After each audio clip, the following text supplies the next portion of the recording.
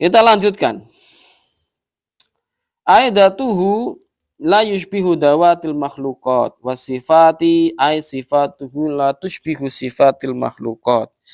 Sifat-sifatnya Allah juga tidak serupa dengan sifat-sifat makhluk.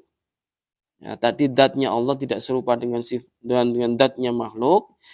Sifat Allah juga tidak serupa dengan sifat makhluk. Wal af'ali dan perbuatan Allah ay fi'luhu la yushbihu fi'lal makhluqat juga tidak serupa dengan perbuatan makhluk. Paham ya? Jadi perlu dipahami ini. Datnya, sifatnya, kemudian af'alnya itu laisa kamislihi syai', tidak serupa dengan sesuatu apapun. Subhanahu wa ta'ala ay taqaddasa wa tanazzaha. Maha suci Allah. Itu sudah.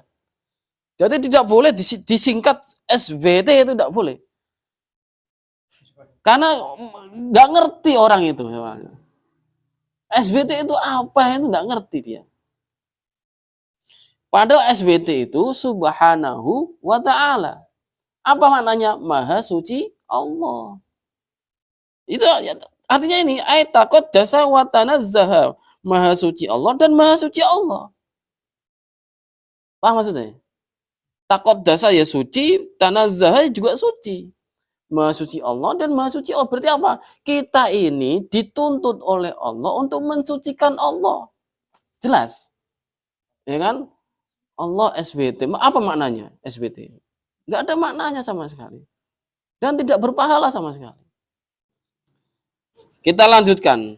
Amma yaqulul dzalimun, sedangkan menurut orang-orang yang dolim, ya, ail kafirun, yaitu orang-orang yang kafir, minal musyrikin, dari orang-orang yang musyrik, juga wal musyabbiha, dan orang-orang yang musyabbih, orang-orang yang menyerupakan Allah, min wasfillahi bima la yaliqu bihi, yaitu mensifati Allah dengan sifat-sifat yang tidak layak bagi Allah. Uluwan kabiro, yang sangat keji, uluwan yang sangat apa ya? Ya melampaui batas lah. Ayat tanazzuha kamilan. Jadi mereka orang-orang yang dolim, artinya di sini dolim itu adalah orang kafir, termasuk orang musyrik dan musyabbiha. Mereka mensifati Allah dengan sifat-sifat yang tidak layak. Fayatalakhasu mim makna ma madha isbatun salasa asyrah. Nah, kita sudah sampai di sifat 13 ini. Fayatalakhasu mim makna ma madha isbatu salasa asyrata sifatan lillahi ta'ala. Takarrara dzikruha fil Qur'an, sebagaimana disebutkan di dalam Al-Qur'an, wal hadis, dan juga hadis. Fayatalakhasu, ya, mim makna, ya, oleh karena itu, apa maknanya itu?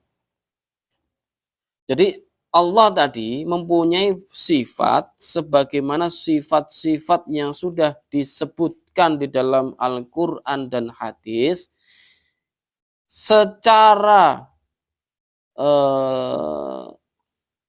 jadi di sini ada ulama mengatakan sifat Allah itu tidak terbatas. Sedangkan yang disebutkan di dalam Al-Qur'an itu sebagian ulama menggolongkan menjadi 13 sifat, sebagian ulama menggolongkan menjadi sifat 20 atau 20 sifat. Tetapi sesungguhnya sifat-sifatnya Allah itu tidak terbatas. Ya, kenapa? Dat sifat af'al itu laisa kamitslihi syai'. Apa maksudnya ya? Dat af'al sifat itu laisa kamitslihi syai'. Nah, berarti apa? Sifatnya Allah itu tidak terbatas. Tidak diketahui berapa, tidak diketahui. Apa maksudnya? Tetapi yang diwajibkan kepada mukallaf sebagaimana disebutkan dalam Al-Qur'an dan hadis ini, ulama mengartikan bahwa pokoknya itu ada 13 dan juga ada 20 gitu. Sifat 20 itu sama dengan sifat 13. Paham ya? Kemudian apa ini? Imma lafdu, imma lafdon, wa imma makna.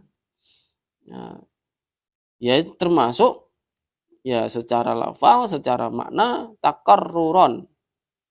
Yang sudah ditakar, kasiron banyak sekali. Wadalikan Nabi Shallallahu Alaihi Wasallam kana yahrisu ala ayyata'allamaha kullu ahadin. Wahadis sifat yal wujud. Wadhalika anna nabi, ya sebagaimana disebutkan juga oleh Nabi kita Muhammad sallallahu alaihi wasallam, karena itu ada yahrisu ala ayyata'allamaha, yang sudah pernah diringkas, sudah pernah diajarkan oleh Rasulullah kepada sahabat-sahabat dan tabi'in dan ulama-ulama sampai kepada kita satu persatu, ya dimaknai, dijelaskan satu persatu, maksudnya begitu. Dan dari sifat 13 itu maksudnya ya, dari sifat ke-13 itu juga. Jadi sifat 13 itu juga diajarkan oleh Rasulullah. Bukan ngarang sendiri, bukan. Kan Wahabi mengatakan bahwa sifat 13 atau sifat 20 itu seperti filsafat. Tidak ada dalilnya, kan begitu menurut Wahabi. Nah, di YouTube kan banyak. Nah, mereka mengatakan begitu. Padahal di sini disebutkan bahwa sifat 13 itu juga diajarkan oleh Nabi kepada para sahabat. Kenapa? Karena sudah disebutkan dalam Al-Quran. Paham ya? Contohnya apa? Hiyal wujud. Nah, ini wujud. Apa makna wujud? Allah annallah ta'ala mawjudun la syakka fi wujudihi. Dalilnya apa? Afillahi syak. Dalil Al-Qur'annya. Jadi dalil Al-Qur'annya adalah afillahi syak. Tidak ada keraguan bagi adanya Allah. Nah, ini makna wujud apa? Sesungguhnya Allah itu ada. La syakka fi wujudi. Tidak ada keraguan di dalam wujudnya Allah. Ini sifat yang pertama.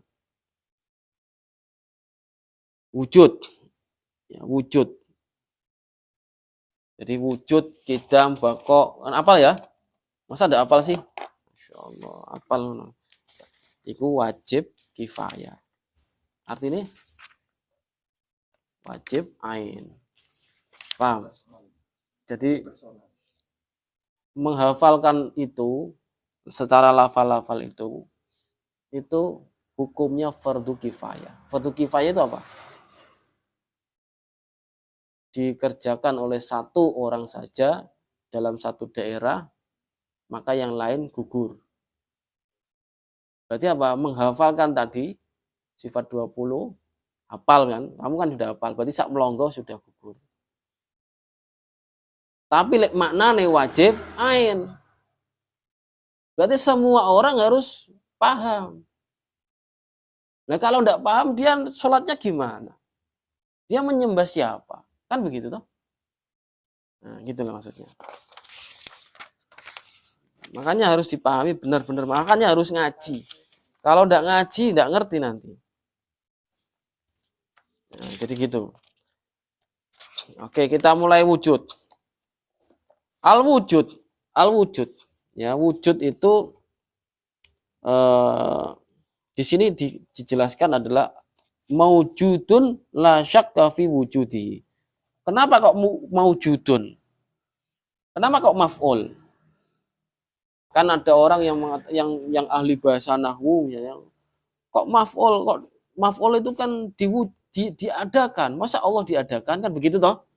Nah, maka di sini dibantah oleh Syekh bahwa sebagian orang itu mengingkari perkataan Allah maujudun. Dikarenakan kata tersebut mengikuti pola wazan maf'ul. Jawabannya adalah pola maf'ul itu kadang digunakan untuk yang tidak dikenai perbuatan orang lain. Seperti ketika kita mengatakan Allah ma'budun. Allah ma'budun, Allah yang disembah. Kan begitu. Berarti apa? Kan tidak dikenai pekerjaan. tidak dikenai perbuatan orang lain. Kan gitu toh. Mereka ini mengira diri mereka memiliki keahlian dalam ilmu bahasa Arab, padahal mereka tidaklah seperti yang mereka kira. Contohnya begini, ada seorang pakar ya bahasa Arab yang penulis syarah Al-Qamus yaitu Az-Zabidi dalam syarah Al-Ihya mengatakan wal bari'u ta'ala maujudun fasoha ayyuro.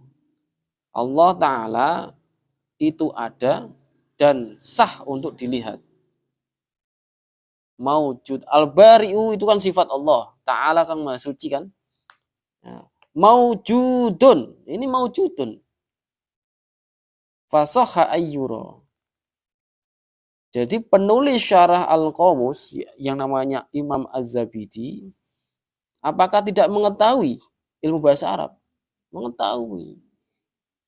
Kenapa kok ini dijelaskan? Ya tadi ada sebagian orang yang mengingkari kata maujudun. Allah maujudun. Artinya kan Allah diadakan. Kan nggak mungkin. Nah, artinya yang benar adalah Allah ada, bukan diadakan. Kalau diadakan siapa yang mengadakan? Kan repot. Paham maksudnya ya? Jadi tidak selalu maf'ul itu dikenai perbuatan orang lain. Tidak. Contoh ini, wal bari'u ta'ala maujudun fasoha ayyuro. Ini tertulisan Imam Az-Zabidi. Ya. Maujudun, memakai kata maujudun. Gitu ya. Jadi itu yang harus dipahami. Ada juga ulama yang namanya Al-Fayyumi, seorang pakar bahasa juga, pengarang kitab Al-Misbah. Beliau menulis juga al-maujudu khilaful ma'dum. Kata al-maujud adalah lawan kata al-ma'dum, tiada. Berarti apa? Ya pakai maujud sudah. Tak kasih contoh yaitu dua contoh ini, yaitu Imam Az-Zabidi dan Imam Al-Fayyumi. Oke, kita lanjut. Yal wujud ay annallahu ta'ala mawjudun la syakka fi wujudihi wal wahdaniyatu ay annahu wahidun la syarikalah. Nah ini. Wal wahidu wahdaniyat wujud kidam bako mukhalafatu fil hawadisi qiyamu binafsihi wahdaniyat. Ini enggak urut berarti ya. Harus kalau hafal itu ya enggak urut enggak apa-apa. Ya kan? Kan yang wajib kan maknanya, ya kan? Gitu loh. Jadi wal wahdaniyatu ay annahu wahidun la syarikalah. Kemarin kita sudah jelaskan ini, wahdaniyat itu apa? Allah Ta'ala itu tidak ada sekutu bagi Allah. Ya, bukan berarti satu bisa dibagi-bagi, tidak. Jadi tidak ada samanya, tidak ada padanya, tidak ada sekutunya, baik datnya, sifatnya, af'alnya. Jadi paham ya? Ini juga sudah dijelaskan di kitab Aqidatul Awam, syarah Aqidatul Awam Nurul Dolam juga ada. Ya, di situ juga ai fiddatihi wa sifati wal af'alihi. Wahdaniyat fiddat, wahdaniyat fil af'al, wahdaniyat fis sifat. Paham ya? Jadi gitu. Intinya la syarikalah, tidak ada sekutu bagi Allah. Jadi esa, kalau bahasa Indonesianya ya terjemahnya yang tepat ya esa. Esa itu bukan satu, tapi tidak ada sekutu bagi Allah. Tuhan yang Maha Esa. Ya benar, yang Maha Esa, yang Maha Wahdaniyat.